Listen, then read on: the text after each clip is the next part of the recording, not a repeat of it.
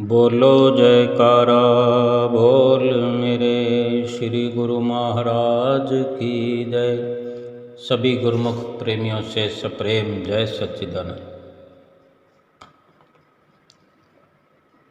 समर्पित होने के लिए हम अक्सर योजनाएं बनाते रहते हैं। ऐसा नहीं है कि हम समर्पण करना नहीं चाहते, समर्पित होना नहीं चाहते, ऐसा नहीं है। हम चाहते हैं कि हम अपने मन को समर्पण कर दें। ये समर्पण सद्गुरु के चरणों में, भगवान के चरणों में अपने मन का करना होता है, अपने आप का करना होता है, जो कि कई प्रकार से हम योजनाएं बना रहे हैं, जाने कब से बना रहे हैं। जो हम रोज़ सुनते हैं, अपनी सुरती को सतगुरु के चरणों में लगाओ, अपने ध्यान को सतगुरु के चरणों से जोड़ो, अपने आप को संसार से हटाओ। वास्तव में दिक्कत कहाँ है कि संसार से सुरत जब हटेगी नहीं, संसार का भरोसा जब तक मिटेगा नहीं, संसार का अक्स अपने अंदर से हम जब तक निकाल नहीं पाएंगे, जो संसार का नक्शा हमारे हृदय के अंदर छपा पड़ा है, मेरा धन मेरो धाम, मेरो सुत मेरो बाम, मेरो पशु मेरो गाम, भूलियो फिरत है, तू तो भयो बावरो बिकाए गई बुद्धि तेरी, काम को बिगाड़ के अकाज क्यों करत है। संत सुंदरदास जी फरमाते हैं, हर वक़्त इंसान मेरा धन मेरा धाम, ये मेरा धन है, मेरा ये धाम, मेरा ये इलाका, ये मेरा ठिकाना है, घर है, बंगला है जहाँ हम रहते हैं, मेरा पशु मेरा गांव, ये मेरे पशु हैं। गांव में तो यही सब हुआ करता था। एक वक़्त होता था जब ये संतों महापुरुषों की वाणियाँ उच्चारण हुई है, उस वक़्त अपने पशुओं का ही घमंड होता था, एक चर्चा चला करती थी। आजकल जैसे बैंक बैलेंस आ गया, उस वक़्त बैंक बैलेंस नहीं चलता था। धन होता तो वो सिक्के होते थे, अधिक धनाढ्य होता था, उसके पास अशर्फियाँ होती थी, गरीबों के पास चंद सिक्के होते थे। कहीं भूले चुके 1 रुपये का नोट, 2 रुपये का नोट, 10 का नोट हुआ तो समझो जैसे 2000 का नोट है, या फिर गहने हुआ करते थे। अक्सर ये दबा कर रखते थे ज़मीन में, बैंक नहीं होते थे। सेठ साहूकारों के घर होते थे, हवेलियाँ होती थी, उनमें तिजोरियाँ हुआ करती थी। तो तिजोरी भी खरीद ही वही सकते थे सेठ साहूकार। और वहाँ जो अक्सर सेठ कहाए जाते थे, उनके पास ऊँट होते थे, गायें होती थी, बकरियाँ होती थी, भेड़ें होती थी, घोड़े होते थे। यानी वही जिक्र संत सुंदरदास जी ने कहा है कि मेरो पशु मेरो गांव, अपने गांव का घमंड, अपने पशुओं का घमंड, मेरो सुत मेरो बाम, अपने पुत्र का घमंड। सुंदर कहत तो है नेक हो न आवे लाज, काम को बिगाड़ के अकार्य क्यों करत है। संत सुंदरदास जी फरमाते हैं, तुझे जरा भी शर्म नहीं आती कि अपने काम को बिगाड़ने में लगा हुआ है।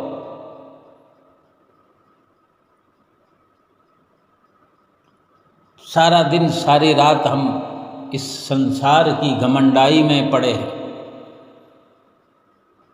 किसी को किसी चीज़ का घमंड है, किसी को किसी चीज़ का घमंड है। समर्पण हो कैसे? और समर्पण बिना फिर उद्धार हो नहीं सकता। जब तक अपने आप को समर्पित सतगुरु के चरणों में नहीं किया जाएगा, हमारा भला कैसे होगा, हमारा सुधार कैसे होगा, उद्धार कैसे होगा, हमारी घड़ाई नहीं होगी जब तक। और घड़ाई के लिए, नक्शाकारी के लिए, मीनाकारी के लिए तो कारीगर के पास हर वस्तु को जाना ही पड़ता है, चाहे सोना हो, चांदी हो या मिट्टी हो। मिट्टी कुम्हार के हाथ में नहीं पड़ेगी, चाक पर नहीं चढ़ेगी तो कोई आकार थोड़ी बनेगा, मिट्टी पैरों में रौंदी चली जाएगी। और हम क्या हैं? मिट्टी तो हैं, लेकिन एक आकार प्रभु ने बना दिया है मनुष्य का, इंसान का। हम इंसान कहे जाते हैं, लेकिन एक आकार सतगुरु देना चाहते हैं। हमारे इस मनुष्य जीवन में कुछ नक्शकारी उकेरना चाहते हैं, कुछ नक्श का उभारना चाहते हैं, जिससे कि हमारा ये मनुष्य जीवन जो है, मिट्टी कहते हैं इसको, और मिट्टी हो जाने वाला है। लेकिन उससे पहले एक सतगुरु के संपर्क में आने से जो हमारी घड़ाई उनके हाथों हो जाए, तो इस जीवन का लाभ प्राप्त हो सके। फिर चाहे ये शरीर मिट्टी है, लेकिन जीवात्मा तो मिट्टी नहीं है। जीवात्मा को अपनी असली मंजिल मिल जाएगी, और ये फिर मिट्टी में मिले तो मिल जाए। मकसद तो पूरा हो गया, मकसद हल हो गया।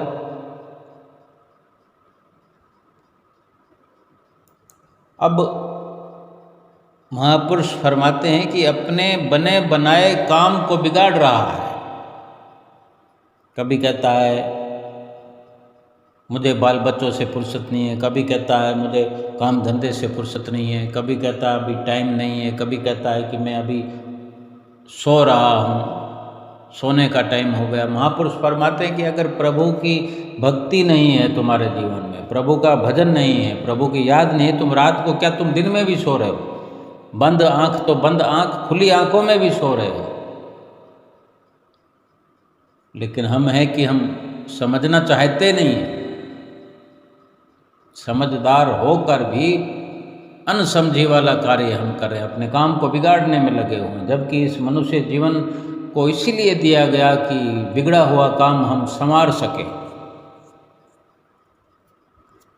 अगर हम नहीं कर रहे अपना काम, तो फिर महापुरुषों का कहना ठीक है कि हम अपने काम को बिगाड़ रहे हैं। साफ संतों महापुरुषों ने कहा है कि तुझे जरा भी शर्म नहीं है। सुंदर कहत तो है नेक हो न आवे लाज, काज को बिगाड़ के अकाज क्यों करत है। हर वक्त धुन सवार है, अपने मन में जानता है कि मेरा इतना कारोबार है, मेरे पुत्र हैं, मेरा घर है, मेरा ये है। और वास्तव में इस घमंड के कारण हम समर्पण नहीं कर पाते, और समर्पण के बिना हम कुछ भी नहीं हैं, कुछ भी नहीं होगा हमारा। जैसे आए थे वैसे हाथ लटकाते हुए चले जाएंगे, खाली हाथ लेकर। फिर कितनी शर्मसारी होगी। लेकिन आज अगर शर्म कर लें, इस चुनौती को स्वीकार लें, संत महापुरुष बैठे हुए इंतजार में हमारी कि किसी भी कारण से हमारा सुधार हो जाए। जब सबका घमंड उतर जाएगा अपने आप। हम नहीं घमंड किसी का छोड़ेंगे। संसार का किसी भी प्रकार से हम भरोसा छोड़ने वाले नहीं हैं, लेकिन जब संसार के सारे भरोसे हमें छोड़ देंगे तब कोई दर नहीं बचेगा। तब सतगुरु के दर पर हम सर रगड़ने जाएंगे। फिर तो समय व्यतीत हो चुका होगा, सब कुछ समाप्त हो चुका होगा, तब कुछ नहीं बनेगा। लेकिन आज तो वक्त है अपने आप अपने जिम्मेदारी समझ करके, अपनी जो ये जिंदगी है एक चुनौती समझ करके हम इस जिंदगी में, इस जीवन में वो कार्य करें जो हमें करना है। और समर्पित हुए बिना, संसार के तो समर्पित हुए पड़े हैं। संसार को सब कुछ दे रखा है हमने, पूरी चित्तवृत्तियां ही संसार में लगा रखी, यानी बहुत सारे केंद्र बिंदु बना रखे हैं। जैसे कि समझना चाहें तो जिन जिन से हम जुड़े हुए हैं, बच्चों से जुड़े हुए हैं, पत्नी से जुड़े हुए हैं, पति से जुड़े हुए हैं, माता पिता से, सास ससुर से, अड़ोस है, पड़ोस है, मित्र हैं, संबंधी हैं, कुटुंबी हैं, कुछ दुकानदार हैं, कुछ बिजनेस वाले हैं, कुछ ग्राहक हैं, किसी के हम ग्राहक हैं। हमारी जो सूरत की धार है, हमारी सूरत की किरणें जो हैं बिखरी पड़ी इधर, कोई कहीं, कोई कहीं, कोई कहीं, कोई कहीं। जैसे सूर्य जो उदय होता है, सूर्य तो नीचे नहीं आता ना, लेकिन सूर्य की किरणें ही प्रकाश फैला देती है। हमारी भी जो सूरत की किरणें हैं, सूरत जो है कई हिस्सों में बट कर फैल गई है, थोड़ा थोड़ा थोड़ा थोड़ा करके। यही तो समर्पित है, यही तो समर्पण है। अब कब उसको हम समेटें और फिर नए सिरे से समर्पण करें?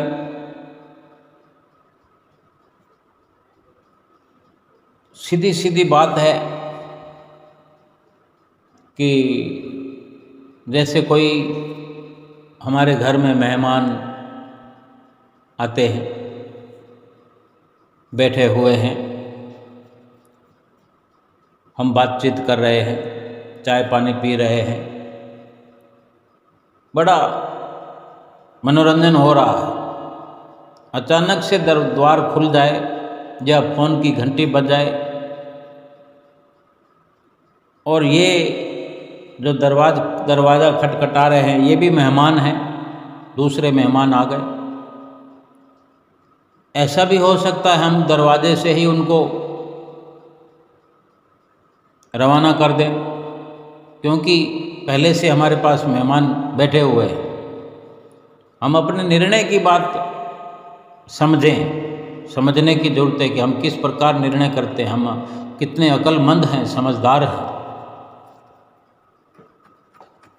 फ़ोन पर भी हम चाहते हैं तो फ़ोन को थोड़ी देर में डिस्कनेक्ट कर देते हैं। नहीं बातचीत करेंगे तो ज़बरदस्ती थोड़ी करेगा कोई, सीधा कह देंगे कि 1 घंटे बाद बात करेंगे, अभी कोई मेहमान आए हुए हैं, तो अगला समझ आएगा। यानी किसी भी प्रकार से हमने उन्हें रवाना कर दिया और जो मेहमान है उससे फिर हमारी वार्ता वापस चालू है। हमने पूरी तवज्जो वहाँ लगा रखी, सुरती पूरी वहाँ उनको समर्पण कर दिया है, चाहे 2 घंटे के लिए, 4 घंटे के लिए या 4 दिन के लिए उनको समर्पण कर दिया है। तभी दूसरे मेहमान के लिए, चाहे वो फ़ोन पर अपॉइंटमेंट ले रहा हो या द्वार पर घंटी बजा रहा हो, तभी हमने उन सुरती वहाँ नहीं लगाई। वहीं एक जगह सुरती को हमने एकाग्र कर दिया अपनी समझ के अनुसार कि हमारी यहीं संतुष्टि हो रही है। और फिर ऐसे इसके उलट भी हो सकता है कि जिसने घंटी खड़काई या जिसने फ़ोन किया वो मित्र कहीं ऐसा है कि सारी सुरती वहाँ चली गई, तो जो मेहमान पहले से बैठा हुआ है उसको जाना पड़ेगा। जब वहाँ से सुरती हम हटा लेंगे तो फिर कोई हमारे पास बैठना क्यों चाहे। और ऐसा होता है। फिर इस प्रकार वो जो पहले से बैठे हुए हैं उनसे सुरती हट गई तो वो थोड़ी देर में ही हाथ जोड़कर रवाना हो जाएंगे। यानी हम सुरती को हटा सकते हैं, जोड़ सकते हैं, तो फिर संसार से हटाकर सतगुरु के चरणों में क्यों नहीं जोड़ सकते।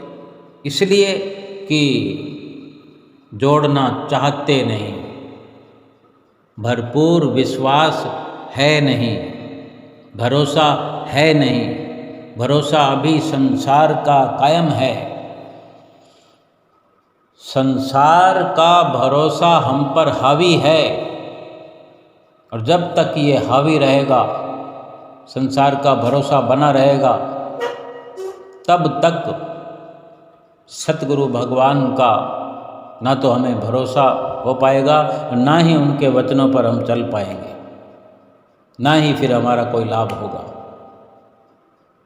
जैसे हम देखते हैं कि कोई डाकू होते हैं तो फरार हो जाते हैं, कोई दुष्कर्म करके, कोई पाप करके, कोई कत्ल करके, चोरी या डाका करके भागे हुए होते हैं। सरकार की तरफ से, पुलिस की तरफ से धरपकड़ चालू रहती है। कई बार ऐसी स्थिति आती है कि मुठभेड़ हो जाती है डाकुओं में और पुलिस में, गोला बारूद चालू है। पुलिस की ओर से समझाइश होती है। जब पूरी प्लानिंग के साथ ऐसा कई बार होता है तो पुलिस जितनी मर्जी एकत्र हो सकती है, लेकिन डाकू जितने मर्जी एकत्र नहीं हो सकते, क्योंकि पूरी प्लानिंग के साथ, पूरी योजना के साथ जब सरकारी मिशन शुरू होता है तो भले ही कई पुलिस वालों को कुर्बानी देनी पड़े, लेकिन डाकुओं को समर्पण करना ही पड़ता है या फिर मरना पड़ता है। तब क्या होता है कि दोनों तरफ से गोलियां चलती रहती हैं। डाकुओं का अगर ठिकाना हो, वहाँ पर पुलिस पहुँचती है तो ठिकाने पर अधिक असला बारूद होता है। कई बार अचानक से डाकू कहीं गिरफ्त में आ जाएं, कहीं चोरी डाका लूटपाट करने की योजना से जा रहे हों और पुलिस अपना जाल बिछा दे। तो इस प्रकार से जब गोला बारूद दोनों तरफ से चलता है, बहुत देर के बाद जब कुछ डाकू मारे जाते हैं, लेकिन कुछ एक रह जाते हैं, तो तब तक वो समर्पण नहीं करते हैं जब तक बंदूक में एक भी गोली बची हुई है। हर गोली के बचे रहने पर उन्हें ये विश्वास होता है कि मैं इस गोली के माध्यम से जीत हासिल कर लूँगा। जब तक एक भी गोली बंदूक में बाकी है, तब तक भी वो यही विश्वास करता है कि ये गोली मुझे जीत हासिल कराएगी। या कई बार पता भी नहीं लगता है और दन दनादन गोलियां चलती रहती है, और अचानक से बंदूक खाली बजती है तो सामने वाले को भी आवाज़ पहुंच जाती है कि अब इसकी बंदूक में गोली नहीं है, या तो दूसरी बंदूक उठाएगा या दूसरी गोली और डालेगा। और एक दूसरे के चेहरे देखकर, एक दूसरे की कोशिशें देख के समझ आते हैं। और ये सच्चाई जब सामने आती है, डाकू के पास अलग से गोली नहीं है, कोई और व्यवस्था नहीं है और अंतिम गोली समाप्त है, तब उसको पता है कि एक पल में भी, एक ही पल में मुझे गोलियों से भून दिया जाएगा। अगर वो मरना नहीं चाहता, बचना चाहता है, बंदूक को फेंक देता है और हाथ खड़े कर देता है और चल पड़ता है उनकी तरफ, पुलिस वालों की तरफ, तब पुलिस की तरफ से कोई गोली नहीं चलाई जाती, क्योंकि समर्पण हो गया। हम ये यकीन कर लें कि हम संसार रूपी गोलियां, संसार रूपी भरोसा, संसार रूपी घमंड में चकनाचूर हैं, संसार के भरोसों को पेश करते रहते हैं। दुख आती है, मुसीबत आती है तो भागते हैं उसके पास, उसके पास, उसके पास।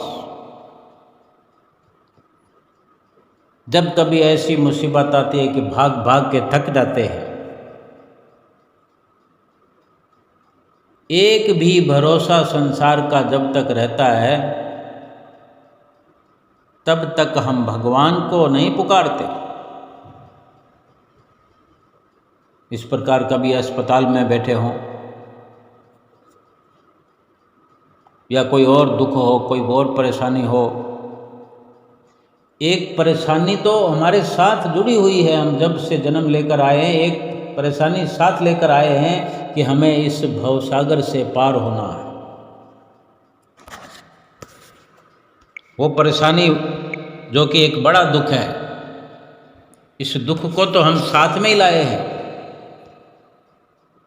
अगर हम समझना चाहें, यकीन करना चाहें, अमल करना चाहें, लाभ उठाना चाहें, तो समर्पण तो हमारा पहले दिन से सतगुरु के चरणों में होना चाहिए।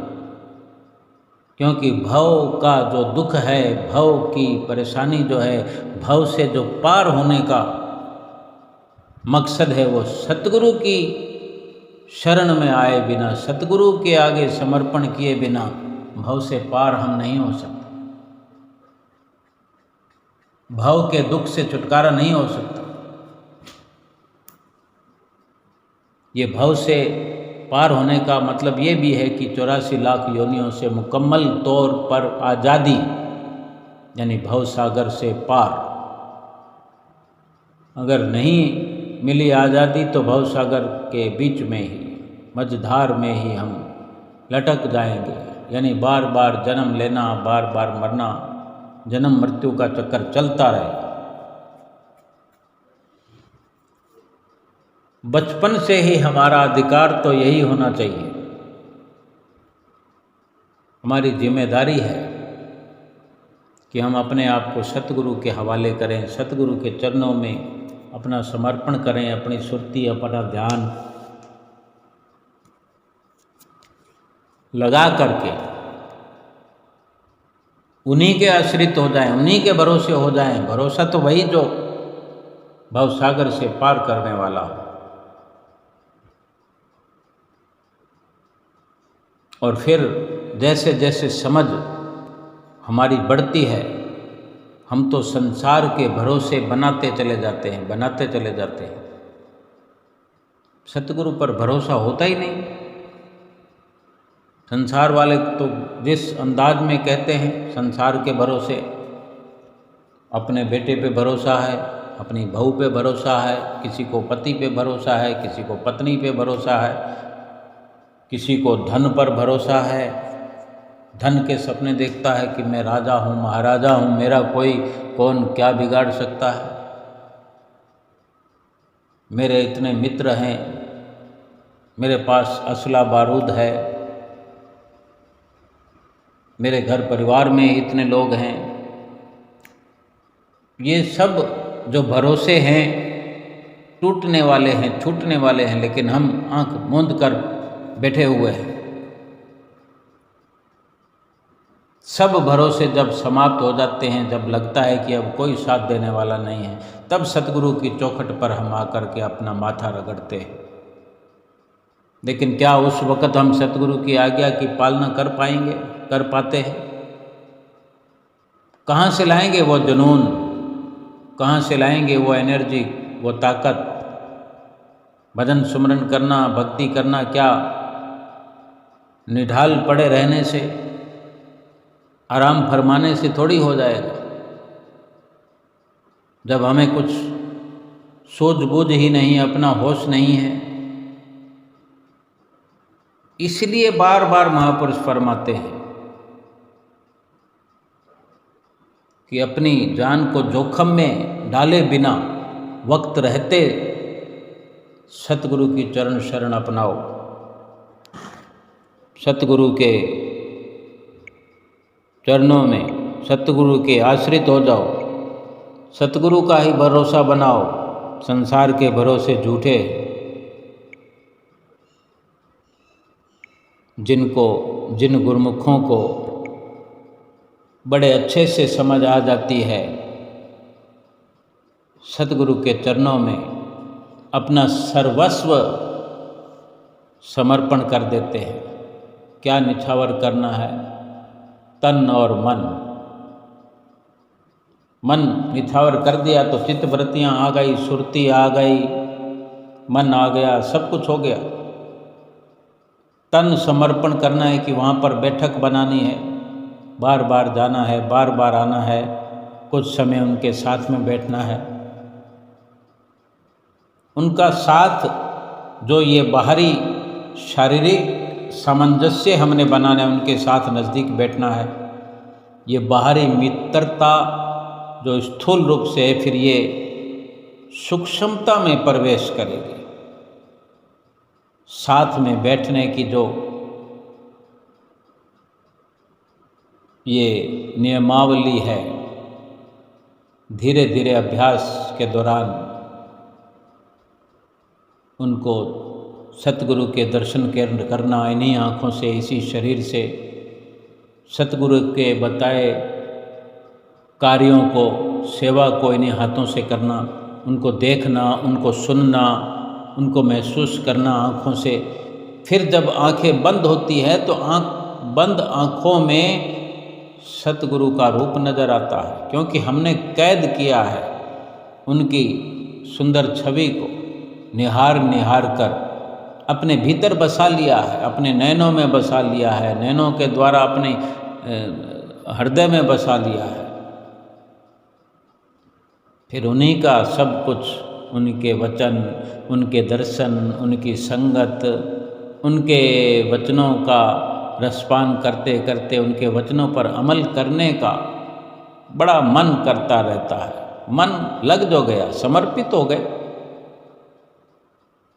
अगर इंतज़ार करते रहेंगे, रिस्क, जो डाकू मारे गए, समर्पण नहीं किया, कितना नुकसान कर दिया, और जिसने समर्पण कर दिया, रिस्क तो बहुत उठाया,